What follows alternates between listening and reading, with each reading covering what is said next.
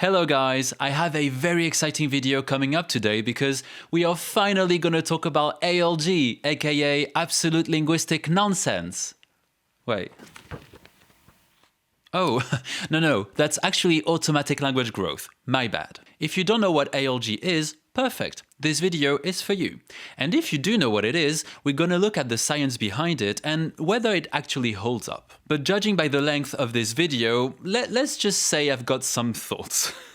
So last week I debunked Dreaming Spanish and we found that while some of it was based on science, a lot of it was based on vibes, confidence, and a strong belief that I wouldn't check. And we also saw that Krashen's theories aren't actually as solid as people like to pretend. If you haven't seen that video, I recommend you do, as it'll give you some context for this one. Link in description. Today we're gonna react to and analyze a lecture on ALG by David Long. Now, the full lecture is very long, pun not intended, so we're only gonna look at a portion of it. But trust me, even in the first few minutes, there's already a lot to unpack. But before we get into it, who is David Long exactly? Well, we don't actually know that much about him. I tried to look him up, but Google decided not to cooperate, apparently. But I did find out he was some kind of coordinator or spokesperson for the AUA Language Center, but as far as I know, he's not a linguist in the academic sense. The clip I'm reacting to is the beginning of a lecture he gave about 17 years ago, where he introduces ALG. So yeah, it's pretty old, but thanks to AI, I managed to make the audio a bit less painful to listen to. If that doesn't deserve a like, I don't know what does. Before we start, if you enjoy these videos, please don't forget to like, comment, subscribe. I know I say that a lot, but it's such a small channel and that would help me so much. And if you want to support the channel a bit more, there are some links in the description box below. It's purely optional, but also emotionally encouraged. So thank you for that. All right, let's go. Our program is unique because rather than focus on what adults do in order to acquire language, we focus on something completely different. In all recent research that we are familiar with in terms of brain research or linguistic research, we find a tremendous consistency with our basic foundations and what we're learning today in modern science. So, as usual, we get a reference to modern science, brain research, linguistics, and whatnot. But as you've probably guessed, research wasn't invited to the party. Or at least it didn't make the guest list because nothing is actually cited.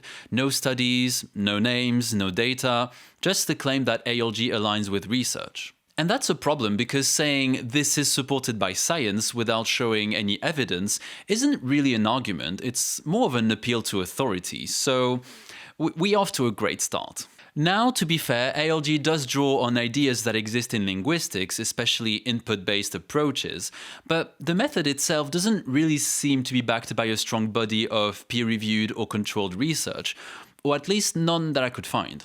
So if there is a solid study out there, feel free to send it my way, but we really need to normalize not evoking science if we're not going to provide sources. Come on. But what's weird is that even at the time, there were already prominent linguists like Merril Swain arguing that output plays an important role, and Michael Long, a different one, was already emphasizing interaction. So yeah, clearly not all science aligned with ALG, and spoiler alert, it still doesn't really. The foundations of ALG are very simple, in fact.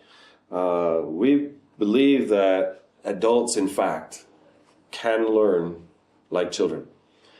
In the historical kind of reasoning of people has always been, oh, adults can't learn anymore like children. The age of 4, 5, and 6 are the years when you have to gain a second or third language to really be proficient. Ah, the good old debate. Can adults learn like children?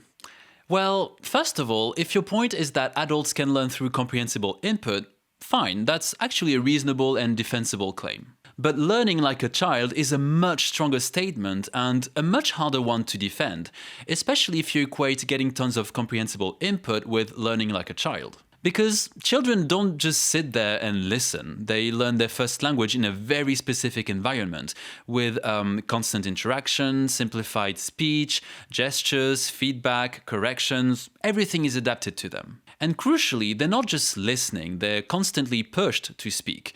And speaking of, speaking, there's another thing people often get wrong. Children don't wait to start speaking. They start trying to produce language as soon as they are physically able to. The reason they're quiet at the beginning isn't because they heard of Marvin Brown, the founder of ALG, and are giving ALG a go. No, they just can't speak yet. Unless you count tantrums and chaos as speaking, I guess. So if adults in the classroom are not throwing tantrums or screaming "Mommy!" from day one, then ALG students are not learning like children. Sorry. Also, this clip runs into what's called the critical period hypothesis, which is the idea that there's a limited window in early life during which language acquisition happens more easily, especially if you're aiming for native-like proficiency. And the broad agreement is that after a certain age, it becomes incredibly difficult to sound 100% native in a language. Dr. Brown, Dr.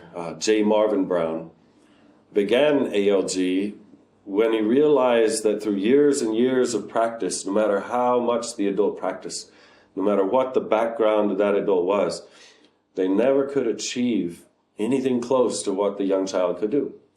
Naturally, people have seen this over and again, and we find out that the reasoning that comes from that, or the conclusions we've drawn from that as a society, is adults can't learn like children.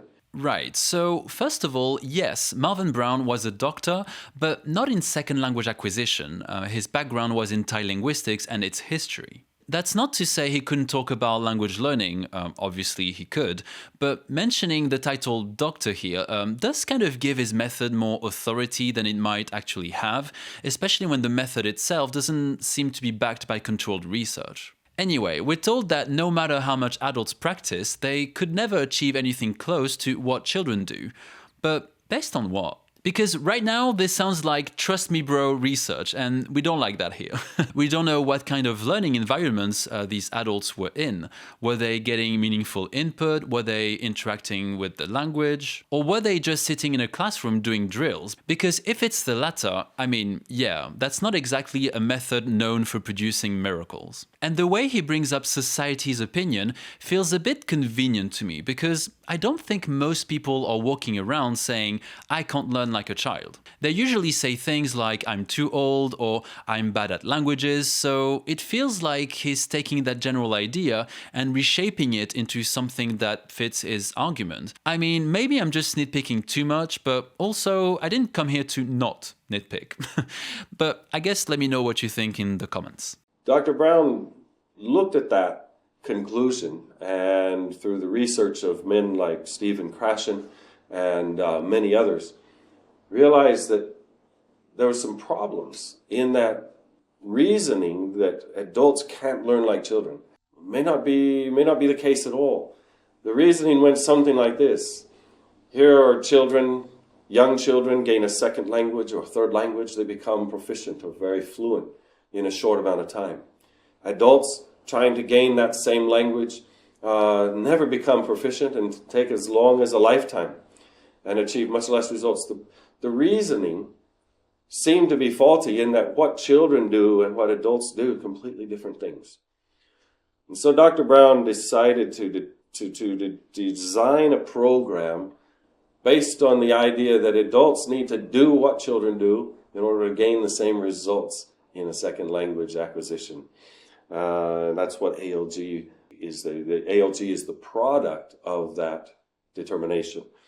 Okay, Stephen Krashen, we know, is a supporter of input-based learning.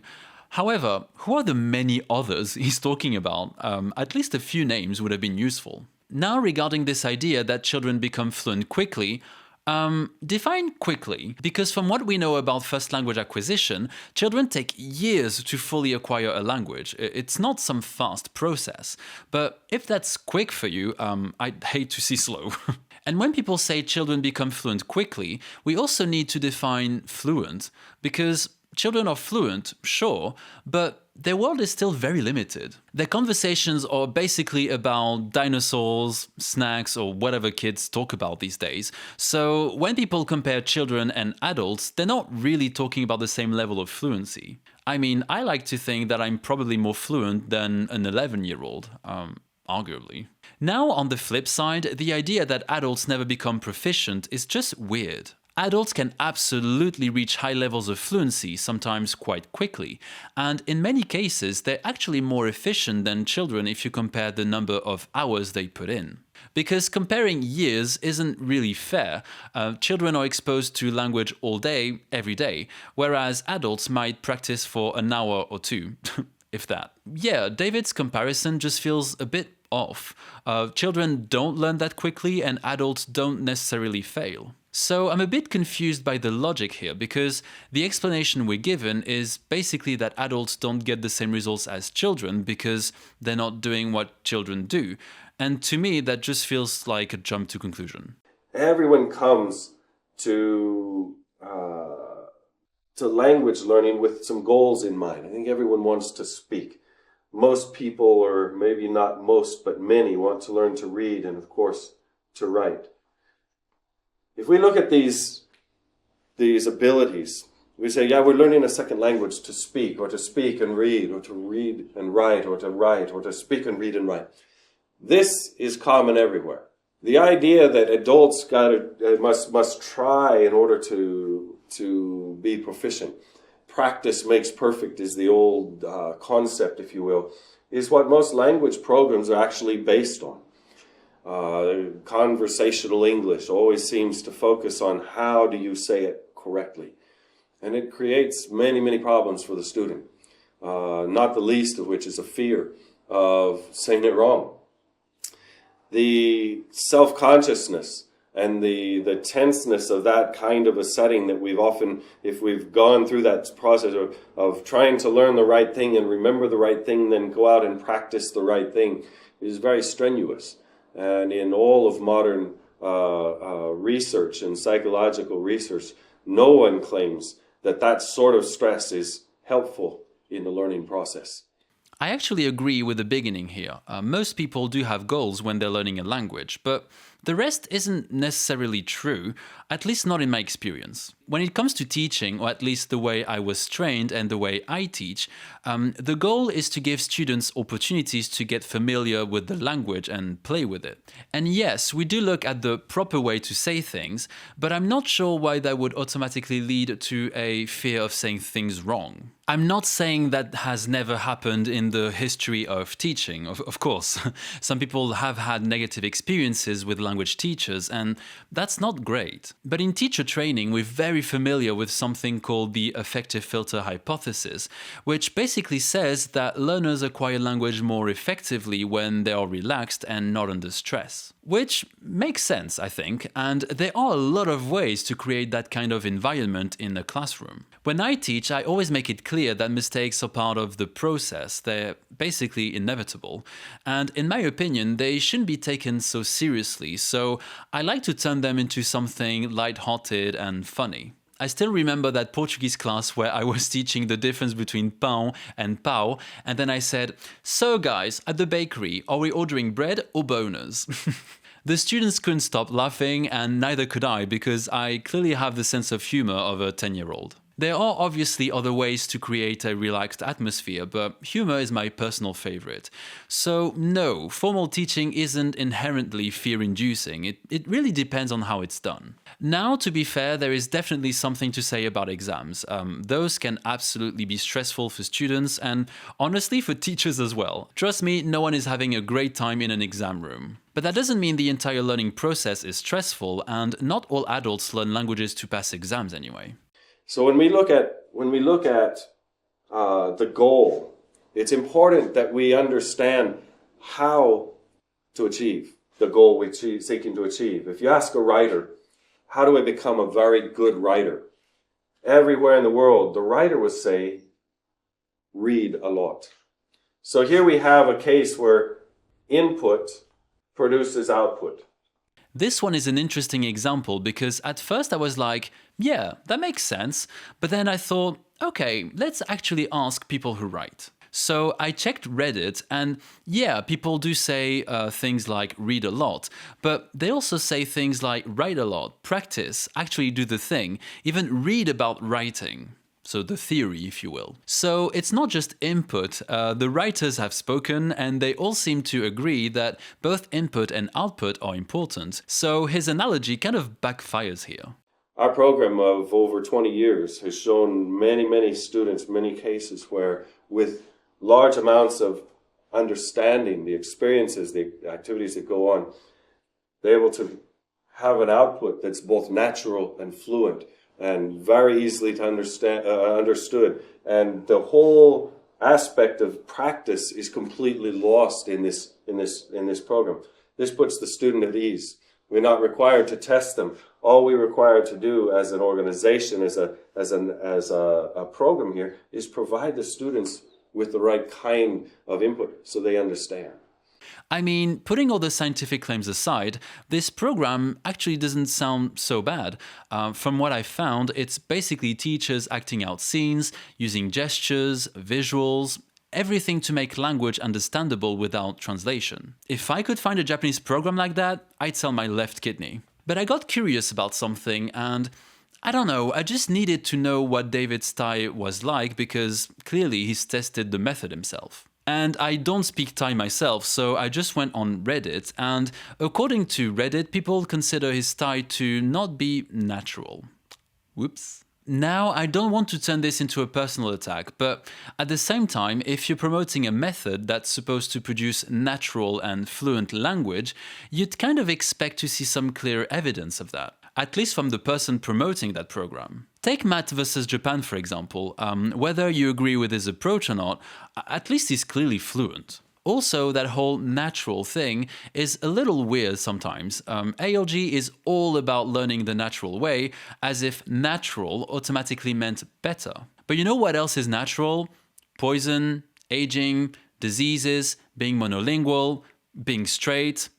No thanks, I'll pass. I'm here at AUA.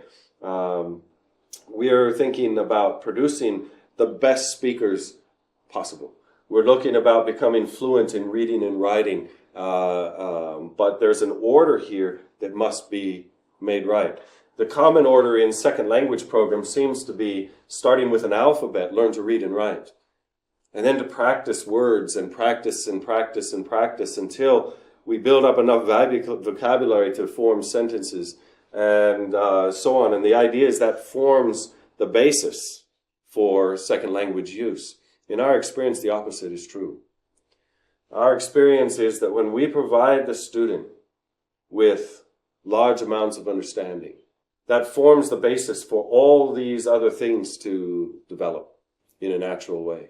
I don't know if he explains this later in the lecture, but I'd actually be curious to know how they teach reading and writing fluency if the approach is mostly based on spoken input. But anyway, this common order he's describing, that's not really how it works.